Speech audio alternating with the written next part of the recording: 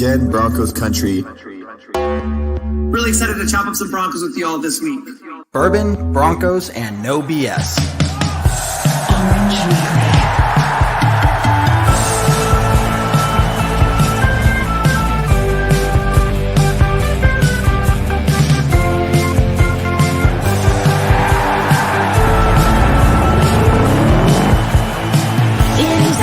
Favorite time of the week. We're not for the Raiders, Chargers, or Chiefs. So grab your brews in your fantasy league. We got that blue and orange blood that you bleed. The most loyal fans there ever could be. We are that mile high Broncos country.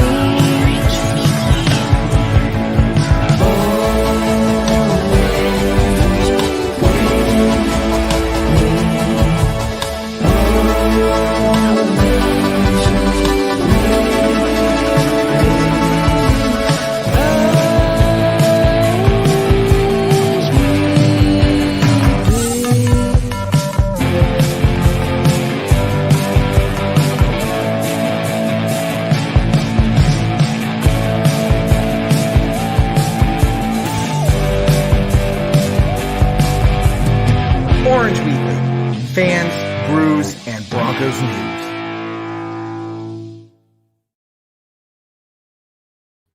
What's up, Broncos country, and welcome to another episode of Tailgate Talk here as we get ready for kickoff between the Broncos and the Chargers in this Week 17 matchup. We got Rob and Jared will be joining us here later today. Rob, how you doing, man?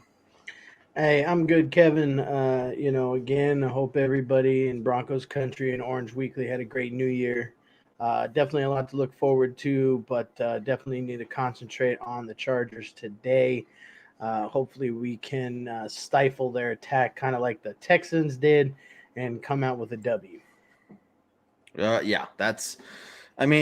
Definitely want to win. I'm sure there's some people out there who say, I'd rather not win for draft or whatever. Let's face it, though. And Travis, we'll get to your comment here in just a second. But first off, Travis and Cindy, glad you're here. Everybody else who's watching, please post your comments, your questions, anything you want to talk about before the game. Hit that share button for us. That helps us out a ton as well. I would ask who's not playing today based off of COVID and injuries, but I think the better question is who is playing today? Who is healthy? That's probably a shorter list than everybody who's on the COVID list. We're going to be missing a lot of people here. Let me refresh this. Sorry, I thought that was refreshed. So we are starting lock again, if anybody was not sure about that. Let's see. I don't know if you want to pull up the inactives list. I know one name we were still looking at was Kenny Young. He missed last week and the week before, but he was limited in practice on Friday, so he was questionable. Yeah, so official list, I have it pulled up here. Obviously, Teddy's out, still in the concussion protocol. New names added, Ronald Darby and Kenny Young are both listed as inactive. It does not give you a designation on why. Justin Young, defensive tackle, Drew Himmelman, tackle, and Rico Gafford, wide receiver, who, no offense, but I have no idea who those people are. But yes, the majority of our starters are on COVID list. And I feel like this is kind of payback because we haven't really had to deal with this all season long. We've been pretty cautious. We had one or two players throughout the season on COVID, on the COVID list, but this is just kind of a big smack in the mouth there towards the end of the season. Like, well, y'all haven't had to deal with this in the beginning of the season, so guess what? Boom, as John Madden would say, right in the mouth. So. Yeah, it's gonna be a rough day for sure. Yeah, and I think that's the problem. I mean, look, the Chargers still have some players out from COVID themselves, but they have a lot of playoff implications on the line for them. I mean, they're currently in that wild card 3 slot. A loss for them would be huge. It'd be real huge in a bad way. So they're looking to win. They don't want to get swept with the Broncos, of course. And there's a lot of things that can still go right for the Broncos to kind of spoil the Chargers' chances here. We can get into this whole conversation. If we win today, I don't think that means that Fangio stays. I don't think that means Pat Shurmur stays. I don't think that means that Teddy's going to be our quarterback next year. I think a lot of that stuff is more or less solidified at this point by the fact that we're not going to make the playoffs. But I don't know what you think there, Rob, but I think if more than anything, I just want to see us spoil the Chargers' playoffs chances, man. Yeah, absolutely. With a win today, I believe we would definitely spoil their chances of the playoffs. Also, it's Kevin, like you said last time, I'm kind of numb at this point. I just want to see what the hell happens. But definitely, I'm definitely, you and I talked about this on a previous show that Fangio still has, I believe, another year or two on his contract. Yeah. With that being the case, if Fangio were to come back, that would not surprise me. But the two people that definitely need to get the hell out of town is Shurmur and McMahon. Because we've seen what they can do, and that's very little. Definitely want to see a new OC come in, new offense for Denver. And I would like to see Locke stay around. It's going to be a lot of, as you've said previously, a lot of rumors coming in through with who's going to be coming to Denver, who's looking at Denver, this, that, and the other. But I definitely want to just kind of get through the next couple weeks, get through the Super Bowl, and let's see what happens on Black Monday for sure. And to put in perspective, Black Monday is a week from tomorrow. So you're it's right on not that. Travis, she asked this, does Vic Fangio get fired? Man, I wish I could tell you. I wish I could just pick up the phone and call my good buddy George Payton and be like, hey, Georgie, old boy, how you doing, man? Good to talk to you, friend. Can you let me know like what's going on in your head? I wish I knew. And if we were friends, I probably wouldn't call him Georgie, old boy. I'm sure that would kill any friendship that we had. But I would like to think that, yes, he gets fired because this culture the whole team needs to move into a different direction, right? And keeping him around just isn't. There are just so many different things, and we can speculate. Like, if Aaron Rodgers wanted to come to Denver, would he want to play under Vic Fangio? Keeping Vic Fangio and his constant mistakes, is that good for the Broncos versus the constant turnover in head coaches? Look, here's what I can say. Travis, to your question, and to anybody out there who is just dying to find out or know what George Payton is going to do. George Payton is going to do what he thinks is best for the Broncos. Period. The end. Whatever decision he makes, whether it's keep, fire, replace, new quarterback, draft quarterback, veteran quarterback, whatever, he is going to do what he thinks is best for the Broncos to set them up for success for his own job as well, because he wants the new owner to come in. He wants to be able to show the new owner, hey, here's what I've done. Here's where we are. Here's the positive direction we're going in. Okay. I don't think he's going to sit back any longer and wait to find out, or figure out maybe things, he's had a whole year to see what this organization's about, see where the problems are. And now he's coming down to the point where it's time for him to start making decisions. And so we're going to find out. Look, if he keeps Fangio, it will be because he thinks that's the best thing for the organization. Now, we may disagree with that, but we're not getting paid for, being the Broncos GM. Well, if Denver wants to, slide a couple checks our way, I mean, I ain't going to say no. Hell, with as many people as we have on the COVID list, Kevin, I think you agree with me. Shit, pay my ass league minimum. I will go out there right now, out of shape, 5'8", and I will try to do something. It's definitely. I see here Shadow has a lingering question about if we should tank the last two games to grab a better draft position. I'm gonna say no, for the simple fact of if the better draft projection position, that you have, the higher that contract's going to be. And being that we're going to have a lot of free agents coming up that I think that we need to keep around, I don't think that's going to help us. I think where we're at currently, I think we're at like 11 or 12. I think is a good spot. And there's a good possibility that George Payton might even trade out of that position just so we don't have to pay a first round contract to a rookie coming in.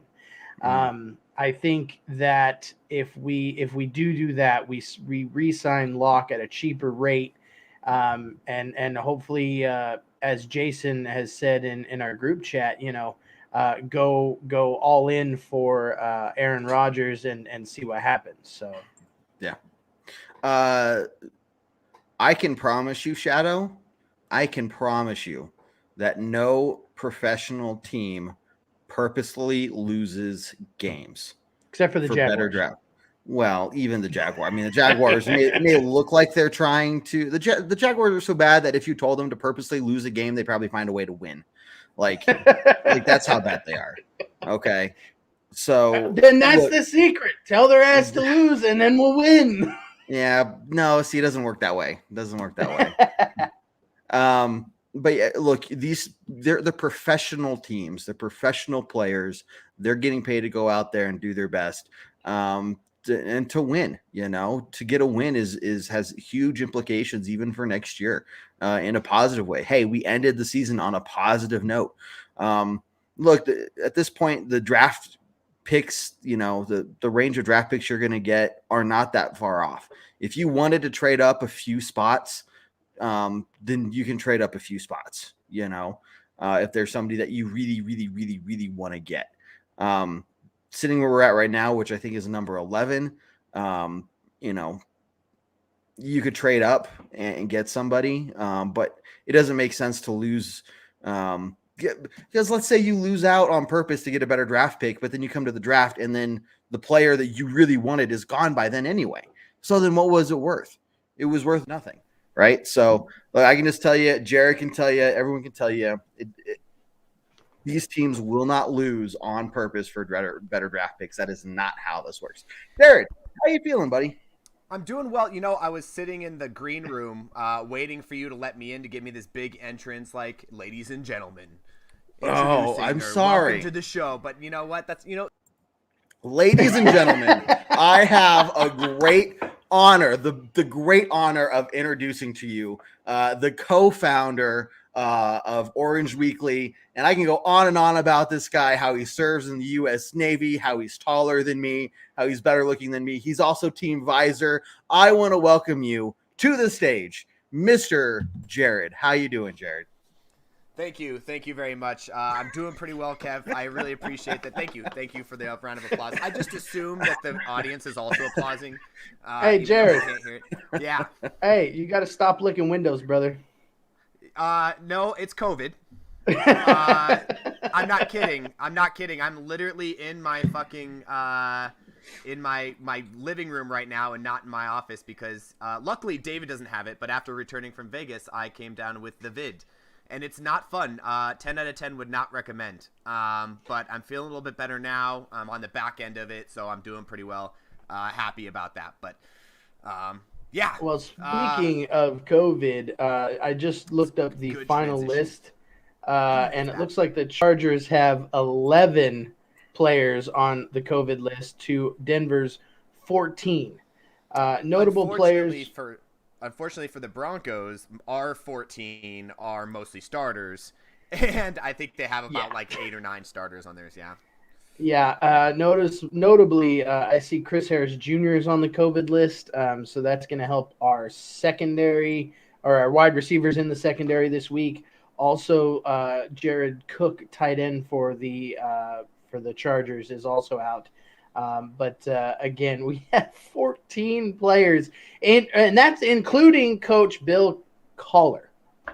So, yeah, it's not looking good. It does not look fun today. But hey, let's go out there. Let's give it our best shot and see what the fuck happens. Cheers, fellas. So the big noticeable thing on this is Jerry Jeudy and Tim Patrick on the offense. Other than that, and Bobby Massey and Calvin Anderson, those on the offense, that kind of sucks. The good thing is Cam Fleming has been playing pretty decently when he does step in. I think he has over 100 snaps at right tackle, and he's actually played. I think the last time he stepped in was last time we played the Chargers, which is interesting because I think Bobby Massey and both Garrett Bowles were out in that game.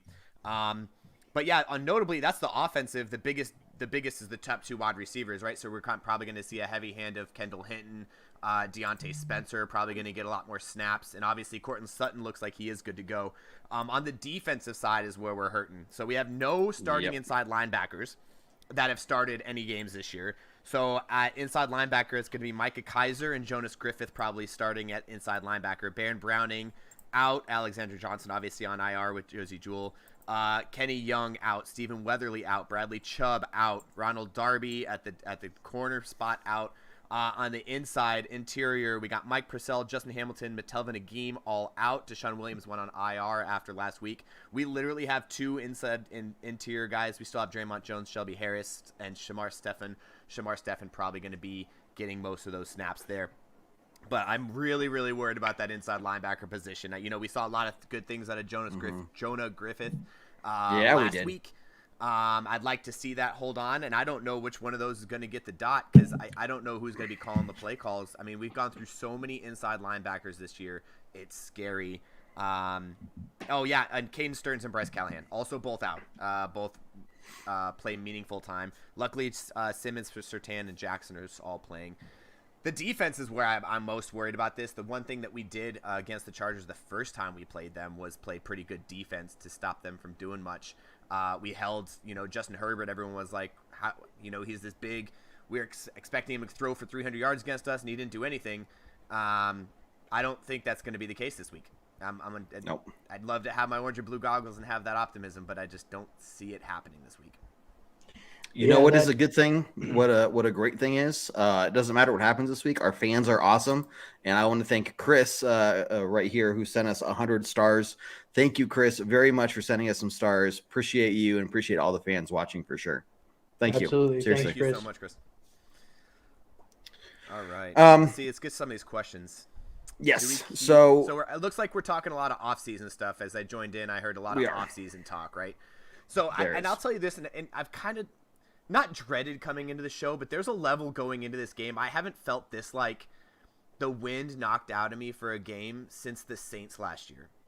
And, the whole quarterback controversy and going into that, just like, do we really – I mean, our defense is so depleted that we're picking guys up from the corner to go in there and play, really. Like, I don't even know if we were going in with a full squad. Like, I don't even know if we have 53 suiting, which would be interesting to see, but – yeah. Well, Jared, if you weren't sick, I'd say, okay, let's all, travel to LA. Jared, you're going to coach. Me and Kevin will throw pads on. We'll try to do something, special teams. I don't care. At this point, go ahead. I said I could coach from my living room. Just give me the headset. We'll do some GPS head setting. I'll watch it from the film. It'd probably give you better challenge opportunities. I'll let you know when to challenge or not. Yeah, ain't that the truth? But the way that it looks like, I mean, shit, we might as well start signing, big old beefy stalkers from the local grocery store and see if we can land a diamond like Kurt Warner. But it's ridiculous. I mean, this is, and Jared, I hope that you are not feeling too terrible, and that you get better very soon, sir. Thank you. I appreciate it. You know what will probably help you feel better, Jared? What's that? How about another 200 stars from Marcus? Wow, dang, 200. Guys, thank yes. You so much. Thank you. Appreciate it, guys. Thank you, Marcus. Appreciate it. Maybe that'll make you feel a little bit better. It does. Let's see. Does. Well, let's go to Chris. Well, Chris sent us 100. Did we answer his question at least? Let's see. We haven't seen that one yet. Nope. Do they keep Vic and replace offensive coordinator? So I like this comment because I think this is a very likely scenario depending on how well George Payton and Vic Fangio's relationship is and if the stars align for what their future of the Broncos looks like. If for some reason, the problem right now is up to this point, Vic has been very, very much on the only Shurmur's my guy, Shurmur's my man train. And I think if he can get off that and say, if him and Patton both go out and get themselves a good offensive coordinator that they think that they can agree on, that they're going to go in the right direction with, then I see us keeping Vic. I could see it. But there's no way Vic stays if he stands on the ground that Shermer stays with me, or if he says, like, I'm picking my own guy, because I feel like he's lost that chance twice in a row now. This is his second offensive coordinator since being head coach. Let's remember that. So I think he's lost the opportunity to make his own decision. I think it has to be a decision between him and the head and the GM. I just don't know. Sometimes that's a really weird. Normally it is the head coach, and that's a really weird thing to take away, a really weird power to take away from a head coach. So there's kind of a little power piece there, and it depends on how Vic feels. I think Vic likes this team. I think the team likes Vic. But I also think that there's a culture change that needs to happen. We talked about it on the pregame podcast. And I don't think if Vic is going to be the guy that's going to be cool, calm, and collective, we need an offensive coordinator that's going to be able to fire guys up and let them believe that there's ways to win games after the second half. Yeah. Really quickly, so I want to keep these questions going because Steve here, another 200 stars from Steve. Thank you. And so we'll get to the other comments and questions. Steve's question here, do you guys think that we should keep either our quarterbacks? There's a lot of Bronco fans thinking we need to keep them and get rid of the coaching staff. What are your thoughts on that? So imagine a scenario where we get rid of Fangio, Shermer, and everybody, but we keep Teddy and Drew. What do you think? Well, if that's the case, then to Jared's point, we're definitely going to need a competent offensive coordinator and a competent head coach for sure. Who those candidates might be, I couldn't tell you. The one interesting scenario that isn't related to that is that if we do hire the offensive coordinator from Green Bay, that could give us an edge in getting Aaron Rodgers to come to town. Whether or not that happens, that remains to be seen. But I don't think that we keep Teddy in the long run. I think Teddy's gonna go off somewhere else. I do feel that we re-signed Drew Lock, and I know everybody is kind of on the I hate Drew Lock and he sucks train. But let's look at it behind the scenes. He's had how many different offensive coordinators since he's been in the league? He hasn't had that coaching. Joe Flacco didn't do him any freaking favors. He basically was like, well, he's on his own, and I think that's a bullshit mentality for a veteran who's been in the league as many years as Joe Flacco has, to just kind of tell the rookie, well, you're on your own. Good luck. You didn't see Brett Favre do that to Aaron Rodgers. You don't. That's not the way it's supposed to be done. So in my opinion, I feel that if we were to get rid of the coaching staff, we would keep Drew Lock. I don't think we would keep Teddy, and we'll just kind of have to re-roll it and build around Drew Lock's skill set. I could go into a 10-page dissertation on what could happen in the offseason with our quarterback situation. I do believe we keep one of them, not both. I do believe we keep one of them, and it all starts with the first domino, which is what happens with the coaching staff, which is what we just talked about. Do we keep Vic, fire the offense coordinator? Do we fire everybody, bring new people in? The problem is whoever we bring in is going to have a certain mindset. Is that mindset going to be get a guy like Aaron Rodgers and Russell Wilson? If we get a guy like Aaron Rodgers, Russell Wilson, we keep Drew Lock to sit under them for that last year because he's cheap right now, and we hold on to him. Now, Teddy Bridgewater is on a contract year, so we would have to re-sign him in the offseason. If we get a coaching staff who wants to bring in a rookie, we want to draft somebody. If Patton's like, let's draft somebody for the first time in 30 years. Let's draft a quarterback. And now we want somebody like Teddy Bridgewater to maybe start the season and kind of play it where, he plays the first 4 or 5 games, maybe till he gets hurt, maybe till he has a couple bad games, up to a point where that rookie is ready to play in the NFL, and then we let that rookie get the few games. And it really all starts with that first domino of the coaching firing. And then I'll go into all, and we'll be throughout the off season. We'll be giving you every single step of the way. But as soon as as season ends and we find out who's going to be staying, who's going in the coaching room, we'll be able to have a better idea of what the plan is going forward with the Broncos. Right now, we're kind of like an open book on where we are. Very young core, very good, talented young core. Yeah. We got rid of some of our older guys. We just re-signed Justin Simmons to a big, long deal. And we'll get to another conversation here about the linebackers. Another interesting situation with the linebackers and a lot of guys on contract years there. But, Yeah, there's so much to think about here. It's really hard to just pin like we'll just get rid of both of them and this is what we're gonna do. It really comes down to the front office and how the management thinks of the Denver Broncos going forward. Once they make their decision on who they're firing, and then the coaching hiring candidates start coming in, we start getting an idea of who they're looking at. That's when we'll have a better idea of what their plan is with the quarterback situation. And yeah, once they announce officially who the head coach is going to be, we're going to go live that night, whether it's a Tuesday or not. And we're going to, share all of our thoughts and based off the information we know and, kind of explain what this all means and where this is all going and take your questions. So make sure you're looking out for us to go live that night. And Jared, don't forget, we also did re-sign Tim Patrick and Cortland Sutton to those large deals as well. So the offense is basically set. The only thing we're not set out is Bobby Massey on the right guard, on the right tackle, and that's something that we'll have to see what happens there. I don't think that's as much of a game breaker for a quarterback. Right. I think our wide receiver room is pretty set and pretty stacked for the most part. Once we have KJ Hamler back from injury, he'll definitely be in that slot type role because he is fast as hell. I mean, he's not very tall, but he's fast as hell. So I think that'll be the guy that'll definitely need to take the top off of a defense and kind of make people kind of sit back and say, they might go long on this one. So, that'll definitely help our offense out for sure. Yeah, absolutely. And that we have him for 3 years, which is another one that's like, did we do that so that we can, have more interest in some of these veterans coming over because they know that they have these guys for 3 years? Or do we do that so that whoever we bring in has consistency on who they're throwing for their first 3 years of their career? It's so convoluted the way that if you dissect it, it's going to be interesting to see what their mindset is. Yep. I want to get to this question here. Juan, how you doing? So with so many players out today, do you think it will factor in on Coach Vic's status for the season? My take is we've seen other teams with some serious COVID issues go out and win. The most notable of recent is Indy. A lot of COVID issues. They went on the road to play Arizona, ended up winning in Arizona. Yeah. So for me, the NFC was the top seed in the NFC at the time. So for me, the answer is no. The answer is no. Whether I think at this point it's also a combination of how does the team look? Is it a close loss with zero mistakes, very few mistakes, and you could chalk it up to okay, if we had one more playmaker, maybe.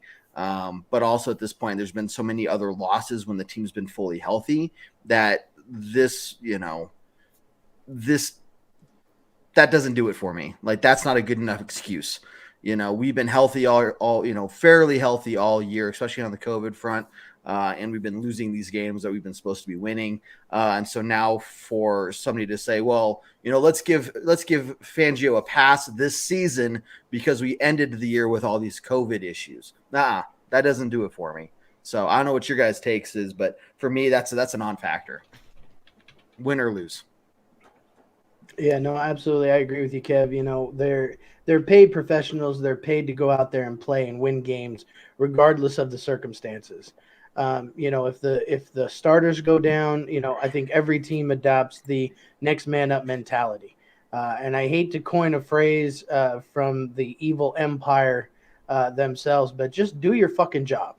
Do your job, know your role, and let's, go out there and do what the hell we need to do. It's what it really comes down to. Yep. Marcus says next man up. Yep, that's kind of what I'm getting at. Yeah, that's basically what it comes down. The one good thing that we have here is that, I don't know, this is a great opportunity for some of these guys who have been waiting for their chance to play. And I think we might see a lot more fire out of some of these guys in the defense. And you'd like to see now whether or not the athletic ability follows, right? But the motivation should be there for some of these guys that are coming out, specifically on the defensive side to get their shot.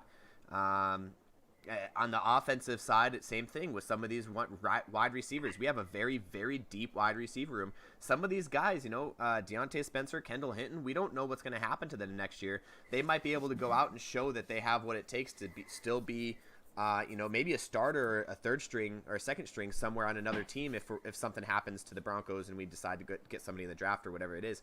So there's a lot of implications for those guys in this game too. So don't be surprised if you see a lot of fire from some of these guys.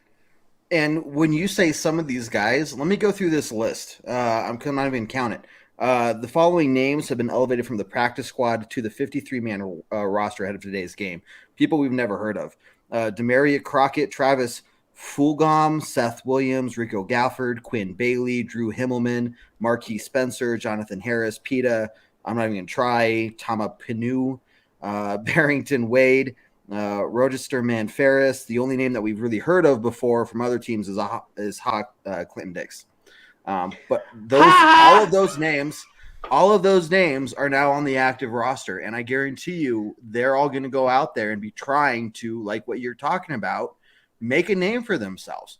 You know, they don't care what the Broncos record is right now. This is their chance to show that, hey, I can be on an active roster. I'm better than just a practice squad player, right? So you're right. This team might go out there and surprise us today. I don't know. Sorry, Kevin. Every time I hear that name, I can't just help but, be like Nelson from The Simpsons. Just, ha ha. Or it's Who the hell names their kid Ha?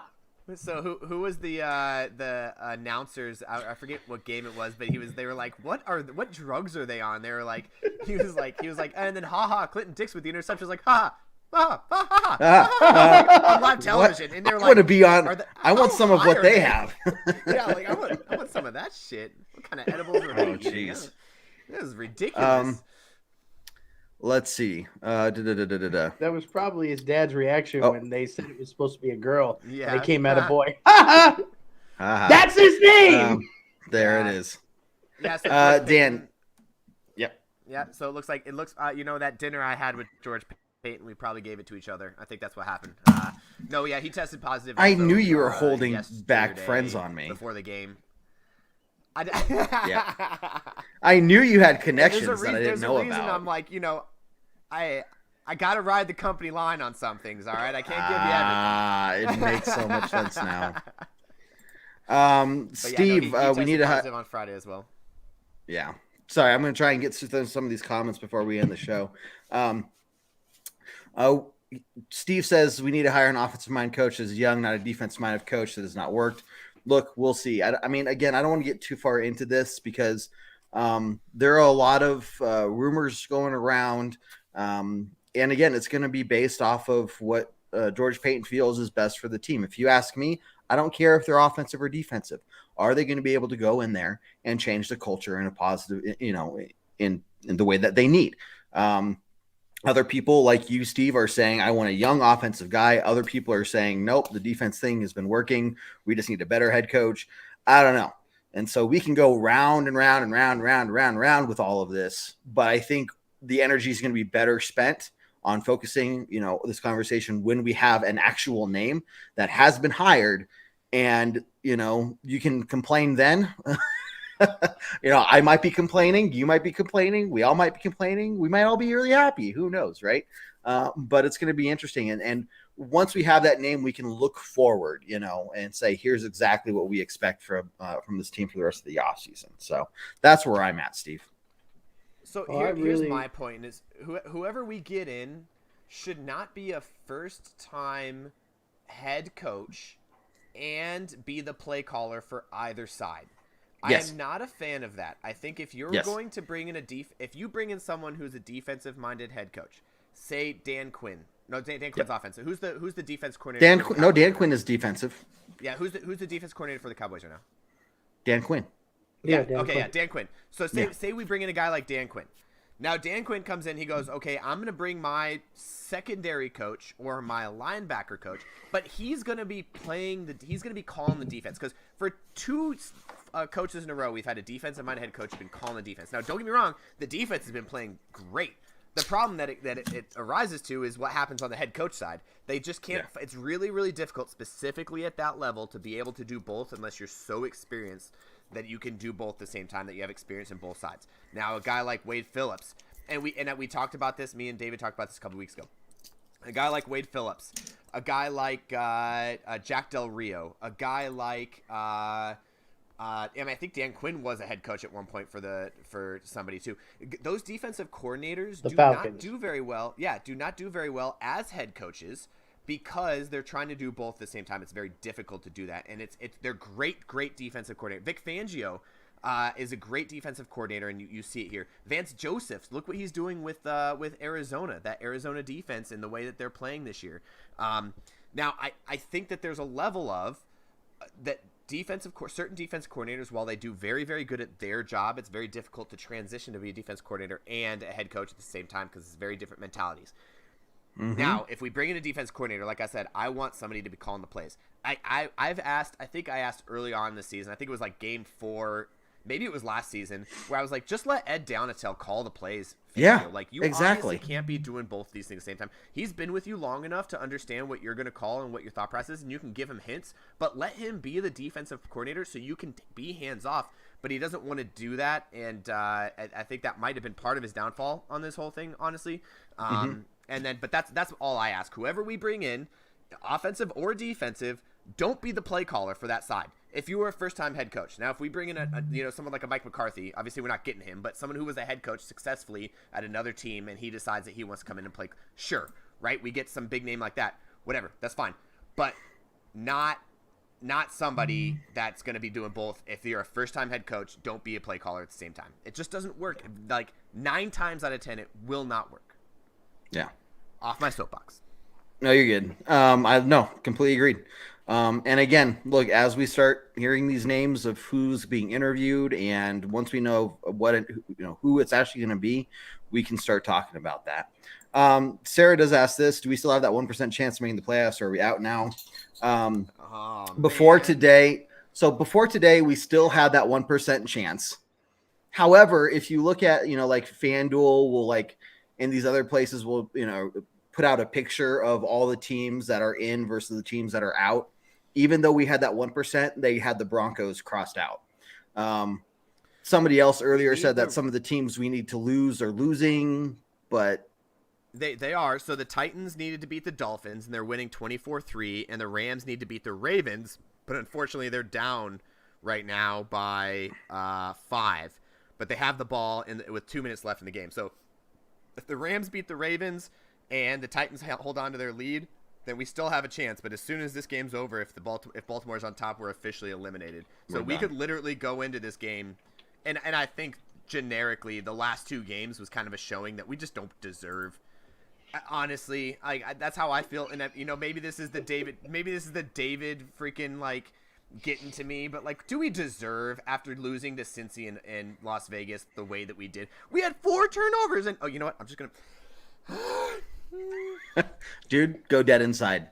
This is just enjoy the fact that we're getting to watch some more Broncos football, and what happens. Yeah. And that way, when something bad happens, if it happens, then you don't lose. Because I usually lose a year off my life after watching a Broncos game. I don't know how I'm still alive. I think mathematically, dead inside. Jared, if you pulled out your calculator and the number of games I've watched times the amount of bacon I eat times the number of my age and everything, I should be clinically dead by now, because I just get so frustrated and have a heart attack during every game. But I've adopted David's model as of last week. As of right now, I'm just dead inside, and I'm just going to enjoy the game for enjoying the game. And when something bad happens, then okay, I'm just going to drink my beer. I'm hard tracked to go dead inside, but I am getting sick and tired of every time we lose Cincy and Las Vegas in a row, that David just looking, and specifically Las Vegas at the end of the game with me just sitting there with my beer, it curled up in the stand. Oh, I know that look. And him just looking at me and being like, just go dead inside, dude. He's so happy. Just do it. He's so happy. He just seems like he's enjoying life. I'm depressed. We just lost all of our playoff chances. I'm curled up in the fetal position in the Las Vegas stadium, and he just seems like he's living life to the best. And you know what? I wish I could do that. I do, but are you trying to say that they had to drag you around Vegas curled up in the fetal position in a little Red Ryder wagon? So originally we were looking for a wheelbarrow. We couldn't find one. Also, apparently those are pretty dangerous for me to ride in. But no, we found one of those. My daughter has one too. One of those, little Red Ryder type pulley carts. Mm-hmm. Yeah, and I just curled up fetal position, sucking my thumb in the back. They just fed me beers every once in a while in a bottle. And I just figured they would have just taken a luggage cart from a hotel. Yeah, that worked. Yeah, just put the beers in a little bottle and say, here you go. Hey Gerald, thanks for the comment. If Fangio is fired, he's not coming back. You don't ask, you don't fire a head coach and say, hey, we're firing you, but we want you to come back as an assistant. I mean, I will say it has happened before, but it is incredibly unlikely. Rare. Yeah, it doesn't make sense, especially in this situation when you're asking for an entire culture change. You don't want to hold over some aspects of, possibly what was not working. And then you have this whole power dynamic. It's tough on the players. It's tough on the organization. Look, if Fangio's gone, he's gone. If he's staying, he'll be staying as the head coach. And that's that. Those are the two options for Fangio. This would be one of those situations, one of those times in the year that I really wish that we had a fly on the wall inside the locker room. Like, even if we did have, like, an insider, a couple guys that we knew, which we do, a couple guys in the locker room that would be like, come on. They're not going to say it out loud right now. No. I want to know what the because with Vance Joseph, we knew how the players felt about him. Like, we knew from day one everyone was in love with him, and by the time he was getting ready to go, everyone was like, we're so sick and tired of this shit. So we don't know, though, with Vic Fangio, other than, the stats, right? Looking at the stats, we 1-22 when down at half. Those kind of things is kind of what's leading us to this, like, locker room issue. I would love to see and hear from some of the players just to say, like, do they believe in Vic Fangio? Do they believe in Vic Fangio as a coach? Do they believe in him as a leader? And if they still do, then there's a possibility he comes back because he's going to be a defensive coordinator somewhere. And maybe that's one of those things that him and Peyton have a thing. Slim chance, though. I think that's a super slim chance. I say he goes back and maybe goes back to the Bears, takes over that defense coordinator job because that defense is falling apart. But yeah, there's a lot going on there. And the other thing too, if he stays with us, his likelihood of getting a head coaching job somewhere else might go down a little bit. So I think he wants to go be a defense coordinator somewhere else for a little while and get his name out there just to make sure that he can establish himself. He is an older guy. It's not like he's a young coach in this league. So he's got little time left on his coaching clock. Y'all even know how mad I'm going to be if Fangio and Shermer go and we for some ungodly motherfucking reason keep Tom McMahon. I will lose my shit. I will laugh my ass off. Good, because I'm be losing my shit. Like, I don't understand it. I do not understand. Is he like secretly going to be a part owner in the team? Like, what the fuck? He has blackmail on somebody. I don't know. That's God. Yep. Paul from the UK, our UK friend. How you doing, man? And Team Visor friend. Let's see. Back on track. Chiefs are down at the moment. After this week, let's kick some arse with the Chiefs. I love it. Let's kick some arse. Oh man, that'd be nice to finish. I still like saying ass. Like, let's kick some ass, but Yeah, well, that's how they say it over in the UK. I know. Yeah, come on, man. I know. I love it though. I love it. Why we beat good teams and lose to the bad teams? Yeah, Sarah, I don't know. Sarah, that's a good question. This is a good point. It's a good question. I don't know. I think the most frustrating part about this season is how we're so inconsistent. Like, we talked about, okay, Kev, there's enough. I don't know. How many staplers do you have? Like, I don't have any staplers. 15 staplers on the way through. Random stuff. I don't fucking know. That's a perfect question. And Kevin just broke a glass. Why? It wasn't a glass. It was something. It was Sarah? A phone holder. But you hit it.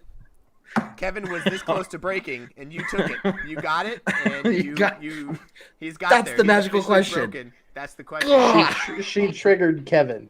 Yeah. There's a couple games that come to mind. The Chargers game the first time, the Cowboys game. I think both those games are both in the back of my mind of like, man, we have the ability to be so good. And then we lose to teams like Philly and Cincy. I feel like we had a chance to win that game. And the Raiders, no coached Raiders this first game, and then the second game we had 3 turnovers and couldn't do anything. Like it seems like there's a level of like non-consistency here that I don't know what it is, and whether it's the coaching staff and the game plan. I think everybody keeps forgetting about that part of it. Like, yeah, you could point to things like, timeouts called, not called, blah, blah, blah, fourth downs, whatever. But the other thing, too, is, like, when that happens, when you beat good teams and you don't win against good – what are you – oh, yeah. Nice. Just, fuck it. Did you just GIF our live stream? Basically. Yeah, okay. All right. You just GIFed our live stream. That's a new one.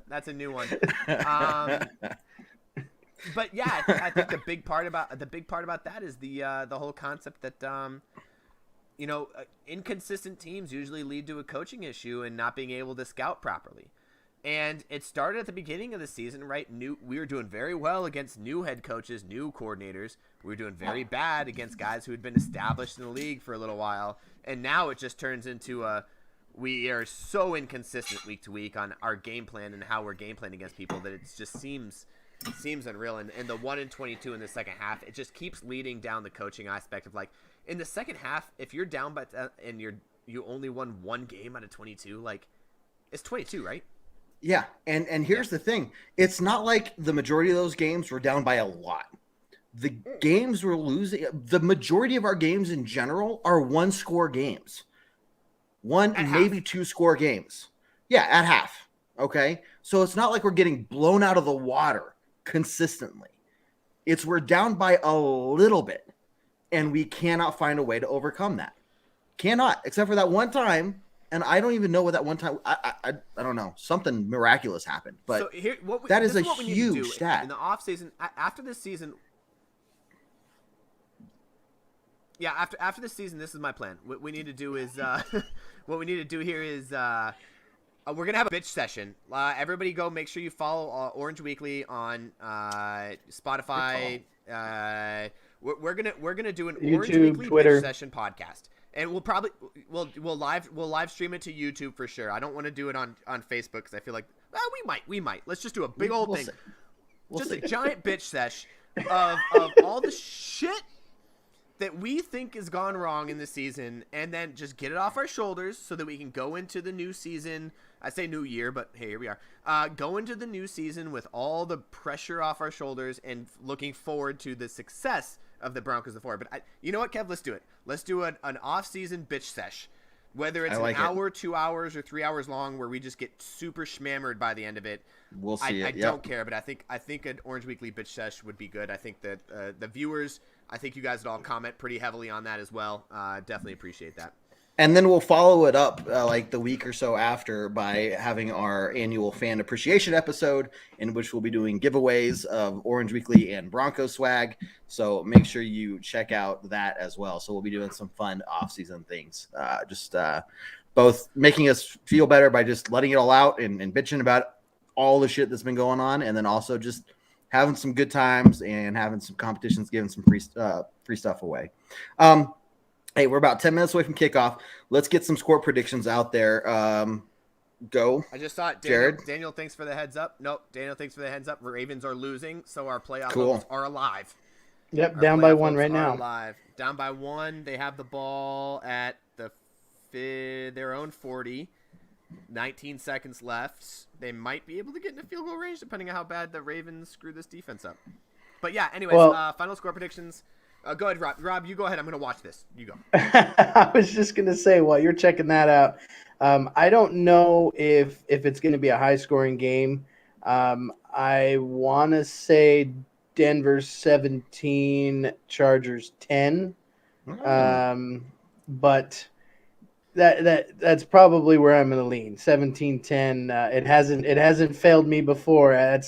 I did win the score prediction on that one game, 17-10. So I'm going to ride with it again and see what happens. If you listen to the pregame podcast, my score, Von Miller sack. I love it. Von got a big 9-yard sack, 8-yard sack on when we need it. Still looking out for the Broncos. Still out there making sure the Broncos stay alive. I love it. Love Von Miller. Woo, you guys make me laugh. You guys make me laugh. So if you listen to the pregame podcast, I'm, again, dead inside. I'm going Broncos 9, Chargers 20. And I hope I'm wrong. I hope I can eat crow. I hope you can, after this show, you all like text, send messages to Orange Weekly and be like, Kev Dan, you're fucking wrong. The Broncos won. Eat shit. And I'll be like, okay, you're right. I was wrong. Okay. Kevin, I would never say that to you.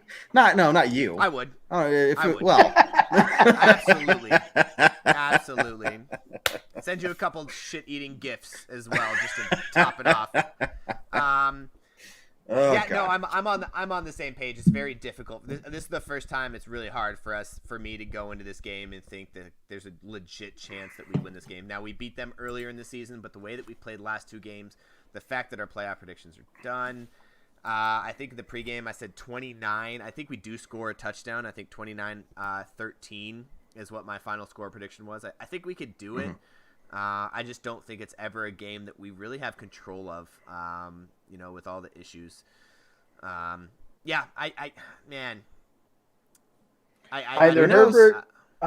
Herbert's going to be on his game today or he's not.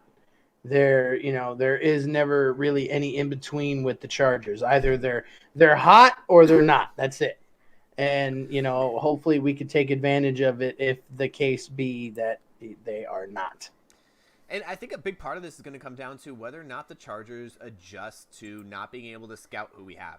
Like, we have a bunch of players that have never played before on the defense, and they might not be able to scout that as well, and that might play to our advantage early, or it might play to our disadvantage where everything they do just works, and we just can't get the pressure because we don't have the physicality to beat the offense of the game. So, yeah, I do foresee a Broncos loss here. I see we go into Kansas City. What are we? 6-7 right now, so 6-8 or 5-8. Yeah, 6. So we're 7-8, so we'd be 7-9. 7-9, going 7-9 into the Chiefs, and hopefully people get healthy and people come off that COVID list. Hopefully it's not as bad as everybody says it is, but we'll see. We'll see what happens. Shit, we got to add Jared to the COVID list now too. That's true. Yeah, well, it's true. Peyton already did for me. He got me. Yeah, it was on the news release. They just decided not to publish it. It's all. It was in the very, very small print at the very, very bottom of the list. At the bottom. Yeah. When he was having his interview, there. They cut that part off at the end, and they're like, "Damn, that small print." Forgot to mention. And he was like, "No, oh wait, there was one more, but they cut it off." Yeah. Yeah. Let's see. Really quickly, Sarah. So Teddy is still in concussion protocol. Drew starting today. I am foreseeing, and we'll talk about this next week, but I am foreseeing that Teddy is done for the season. It just doesn't make sense, at this point for him to go back out there. But we'll see next week. And then appreciate the comment here. Are we going to show the game? No, we do not show the game. We just it's too much of a risk for Facebook to block us. Because we're not supposed to be doing that. And then all this, you wouldn't hear from us. You'd all miss us. You'd all cry. We'd cry because we couldn't talk to you. Yeah, you definitely don't want to get bananaed. Exactly. So, Gerald, we thank don't you show very the game. much. But join us at halftime for the halftime hash, the original live at Broncos halftime show. We will be live at halftime. So make sure you check us out then as well. Put Gerald's comment up there. Yeah, that's right. Till the hubcaps fall off. Win, lose, or draw, baby. I'm going to keep coming back every year, no matter what. No matter what. You can't stop us. You can't stop us. It could be just the 3 of us talking to a screen, but we're going to fucking do it. So if we have 0 viewers, well, we're still talking, so that's all I care about. Love talking to you guys. The day Orange Weekly dies. Started Orange Weekly. The day Orange Weekly dies is probably the day where, for like consecutive weeks, it's only me that shows up. And nobody's watching, and it's just me talking to myself. Never. I will never let that happen, Kev. So I'm just saying that's probably the only way Orange Weekly will die. So you guys keep coming back, and we'll keep. Oh, look, even my mom's there. Hi, Mom. Mom's doing Team Robert. Yeah, Team Robert. Okay, I love it. Oh, asking if they will show. I don't know what channel it's on. Is that CBS? I'll tell you right now. Hang on one second. Locally, it'll be CBS. I think it's a very small. CBS. It is a small. Yeah, it is. Yeah. It's on channel 2 for me. Okay. Yep. Daniel says CBS. So. Yeah. Okay. Well, we're gonna go get ready for the closing thought. Yes. Get the Jared train moving. That's what I run to bring up. I don't understand. Chiefs level, Raiders level, Bucks down. Oh yeah. Chiefs are even. Raiders are even. They're tied. Bucks are down, and Bucks are down to the Jets. Broncos get the Jared train moving. I'm all about getting the Jared train moving. I'm not sure if you guys caught that. We're on the Jared train, so we're getting that going. That's a thing that we're getting going here. Thank you. I appreciate that, Paul. The Orange Weekly curse. Don't bring that up, Paul. Don't bring that up. I'm gonna. The Jared train was active in Vegas. The Jared train was very active in Vegas. Yeah, there was definitely a Jared train going. Okay, yeah, so cool. Appreciate everybody watching, following. We got to go watch this game. Good luck. Join us at halftime. Make sure you're joining at the halftime hash, and we will see you then. Any last words, guys? You know Nothing. What they say. We're going to end it on a very strong Go Broncos. Take care, everyone. Do what I like, yeah, do what I like, yeah, do what I like. Sipping goose, if it's right, and I go with the flow, yeah, I go with the flow, yeah, I go with the flow, cause I know I'm the show. In the zone, here I go, in the zone, here I go, in the zone, here I go.